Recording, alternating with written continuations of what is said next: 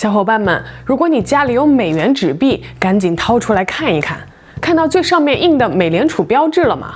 今天我就要告诉你一个绝大多数人都不知道的秘密：这张纸的背后没有黄金，没有白银，甚至没有任何实物宝藏，它真的就只是一张纸。可是你拿着这张纸走进超市，往柜台上一拍，就能换回真实的食物、真实的鞋子和各种商品。这到底是为什么呢？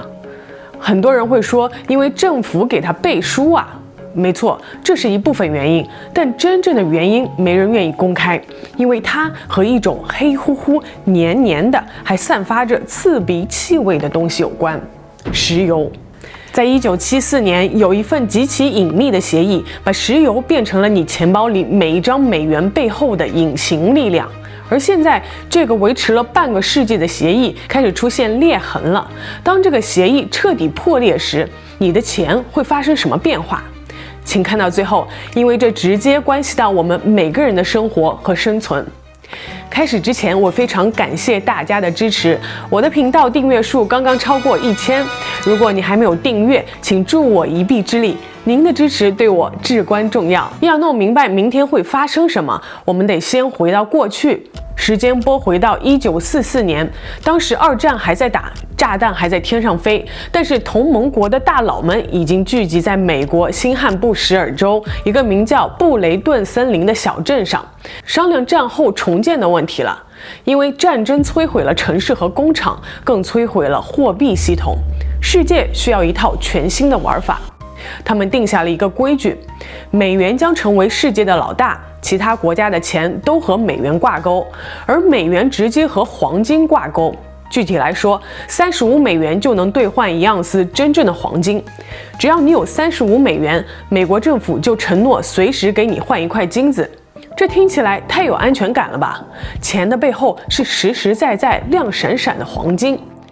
这套系统完美运行了大概25年。二战后，美国经济天下第一，有最多的工厂和最多的黄金。但是到了1960年代，情况不对了。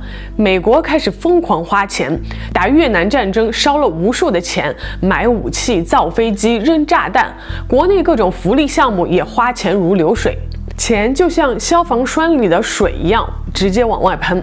其他国家看着自己手里越来越多的美元，心里发毛。等等，美国国库里真的有那么多黄金来兑换这些纸吗？于是大家按照规矩开始拿着美元找黄金换黄金。但这是一道简单的数学题，美国印了太多的纸币，金库里的金子根本不够换了。想象一下，你开了一个甜品店，你发出去500张凭票兑换一个小蛋糕的兑换券，但你店里其实只有100个小蛋糕。当所有人都拿着票来找你要甜品的时候，你就彻底完蛋了。这就是美国当年的处境。于是在1971年，尼克松总统上电视搞了个突然袭击，他基本上是在说，我们不玩了，美元不再兑换黄金，协议作废。 I have directed the Secretary of the Treasury to take the action necessary to defend the dollar against the speculators. I have directed Secretary Connally to suspend temporarily the convertibility of the dollar into gold or other reserve assets, except in amounts and conditions determined to be in the interest of monetary stability and in the best interest of the United States. 这就是震惊世界的尼克松冲击，没了黄金撑腰，美元瞬间成了一张废纸。人们拿着兑换券却换不到小蛋糕，谁还会想要这破券呢？美国急需一个救命稻草，而这根稻草马上就要穿着飘逸的白色长袍，带着石油的香味儿登场了。到了1973年10月，中东爆发了赎罪日战争，美国支持以色列，这彻底惹火了中东的产油国。沙特、科威特等6个国家决定惩罚美国，直接切断石油供应，搞起了石油禁运。油价瞬间原地起飞，从1973年9月的每桶大约30美元，按照今天的购买力换算啊，到1974年1月直接翻了1倍多。美国国内加油站排起了长龙，经济遭到重创，老百姓怨声载道。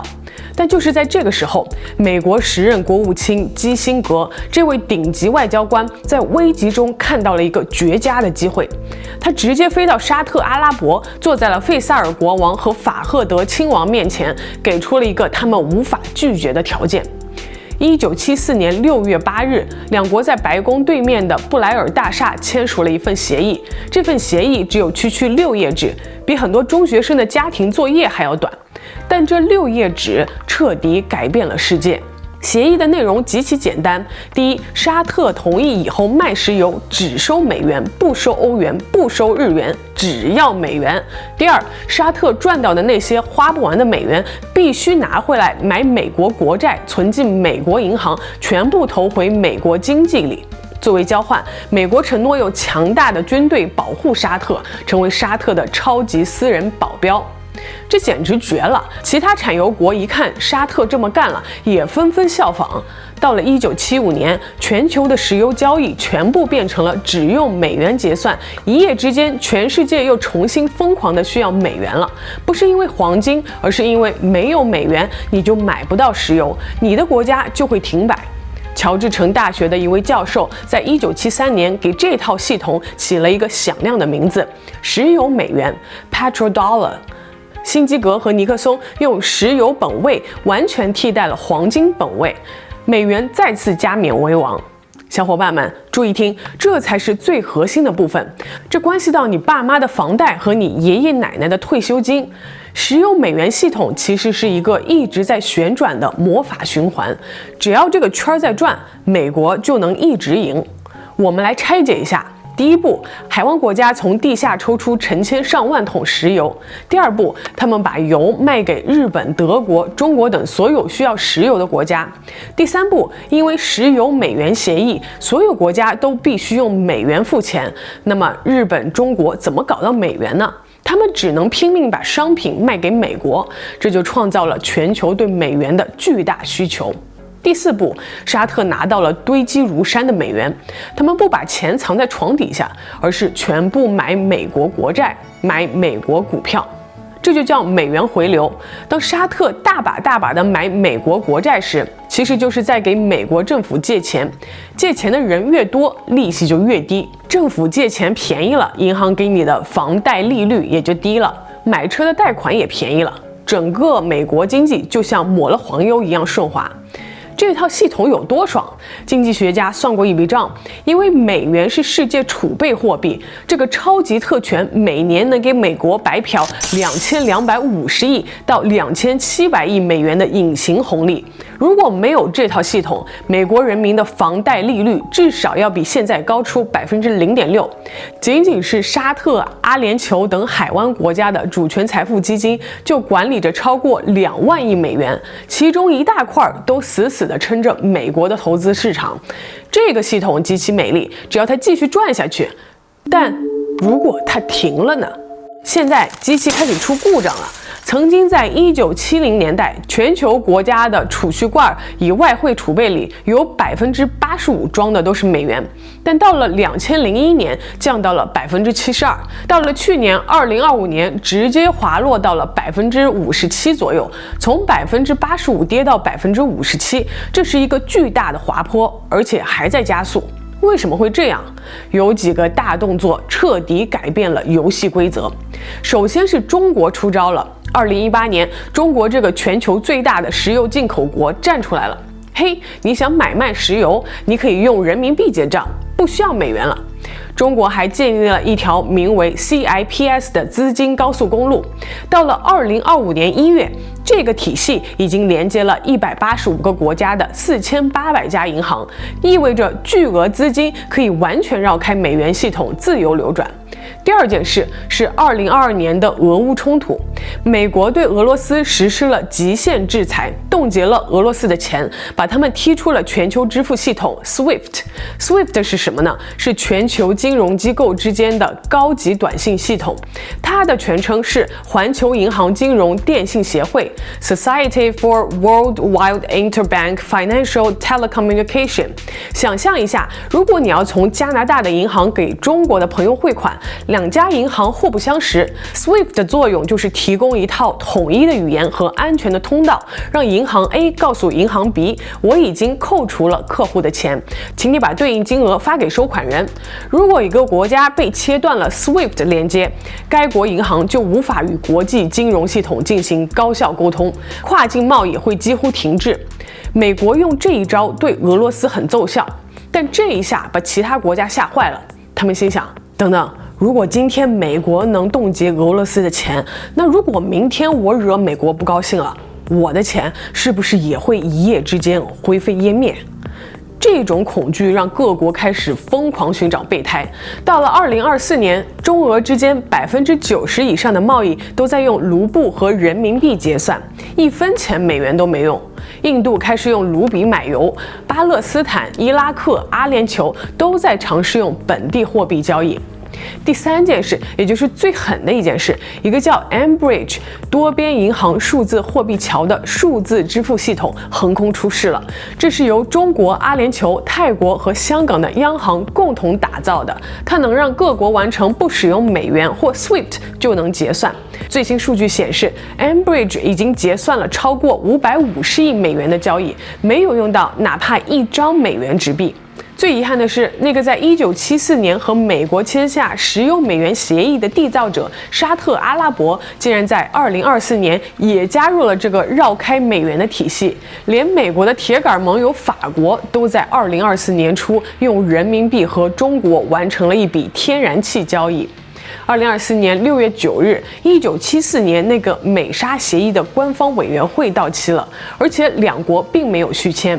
虽然沙特并没有像新闻标题里写的那样一夜之间抛弃美元，甚至沙特王储还在2025年访问白宫，宣布了1万亿美元的投资。但本质已经变了。早在2023年达沃斯论坛上，沙特财政部长就公开表示，沙特对使用人民币和其他货币进行贸易持开放态度，这在1974年是绝对不可想象的。沙特正在给自己留后路，这种缓慢的转向才是最致命的。听完这些历史，你可能会说，这也就是大国博弈，跟我这平头老百姓有什么关系？关系大了。江教授直接指出了这场变局会精准打击你钱包的5种方式。如果你居住在美国，那么情况会是如下。暴击的第一名就是物价飞涨，通胀加剧。现在美国为什么敢疯狂印钱而不崩盘？因为全世界都需要美元来买石油，超发的钱就被别的国家吸收了。但如果大家不需要美元了，这些多印出来的绿指头就会全部堵在美国国内。太多钱追逐太少的商品，物价就会上天。本来4块钱的面包会变成5块钱、6块钱。你拿100块钱去超市，现在只能买到75块钱的东西。这对于那些靠固定养老金生活的爷爷奶奶们来说，简直是灭顶之灾。因为他们的收入没变，但开销却越来越大，生活将被残酷挤压。暴击的第2名是利息飙升。还记得那个魔法循环吗？海湾国家买美国国债，把利息压得很低。如果他们不买了，美国政府为了借到钱，就只能开出更高的利息来吸引买家。到了2025年，美国的国债已经高达近37万亿美元，政府付的平均利息已经从2022年的1.5%飙升到了3.35%左右。这不仅仅是政府的事，政府利息涨了，你的房贷、车贷、信用卡利息全都会跟着水涨船高。以前能轻松还清的车贷，现在可能会把你压垮。每个月信用卡的最低还款额会像滚雪球一样越来越大。暴击的第3名，你的退休金会惨遭缩水。海湾国家那2万亿的主权基金，很大一部分都在买美国股票。如果这笔钱撤走了，买股票的资金少了，股市必定下跌。外国投资者以前持有超过50%的美国国债市场，现在只剩下约30%了。如果这个趋势继续，那些支撑你父母 401k 和 IRA 退休账户的金融系统将失去最大的输血管道。暴击第4名就是美国失去了大杀器。美国现在有一个全世界独一无二的超能力，只要切断你的美元系统，就能让你的美国经济窒息，就像对付俄罗斯那样。但如果大家都用上了 CIPS 或者 Enbridge， 美国的金融制裁就成了纸老虎。这就好比你威胁没收别人的自行车，但人家现在已经开上汽车了。一旦失去了金融武器，美国就只能更多的依赖真刀真枪的军事力量去影响世界，那不仅极其昂贵，而且充满了流血和危险。暴击的第5名就是美元价值的慢性漏气，这一招是最阴险的。当世人不需要那么多美元时，美元供大于求，它相对于其他货币就会贬值。这不会在一夜之间发生崩盘，它就像车轮胎在慢慢漏气。你刚开始毫无察觉，但总有一天你会发现轮胎瘪了。你银行账户里明明写着100万，但由于美元贬值，它现在只能买到原来80万美元的东西了。这种损失在账面上看不见，但在现实中却刀刀见血。听到这里，你是不是想把手里和美元有关的资产股票的都抛售出去了？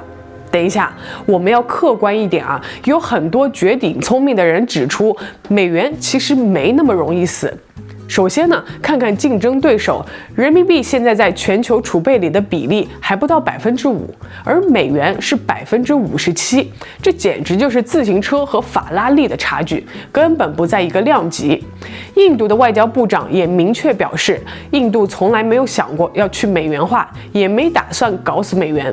金砖国家虽然在讨论出自己的货币，普京甚至还拿着样币拍了照，但拿个道具拍照和真正建立一个有信用、有基础设施的全球货币，中间还差着几十年的距离呢。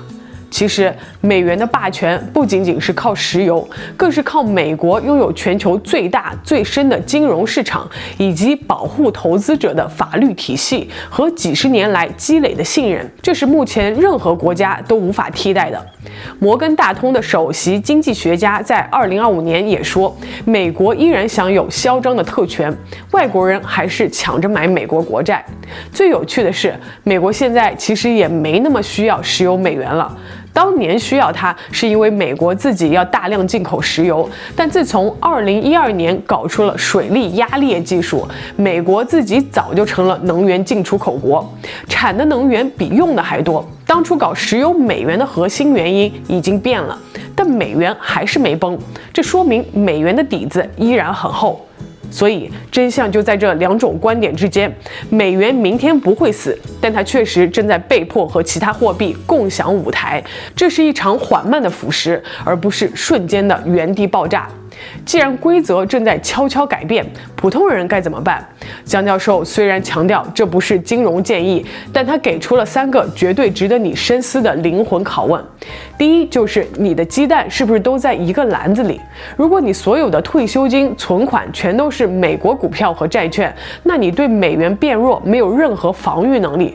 过去50年这招很管用，但未来50年的游戏规则变了，你是不是该考虑配置一点国际资产，或者用其他货币计价的东西？这个不叫激进，这叫最基础的多元化避险。第二点就是通胀来了，你扛揍吗？如果你靠固定工资或养老金生活，通胀就是来抢你的钱的。